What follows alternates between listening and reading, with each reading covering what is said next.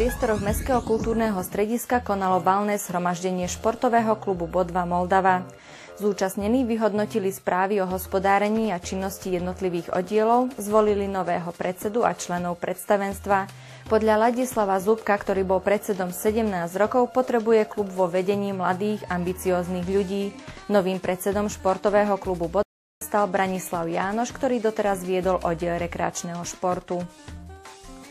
V sobotu odohrali futbalisti FK Bodva na umelej tráve ďalšie majstrovské stretnutie 3. ligy, v ktorom vyhrali nad Vranovom opäť najtesnejším výsledkom 1-0. Autorom gólu bol Tibor Šnurer. Po kombinačnej akcii a prihrávke Kandráča pohotovo skóroval.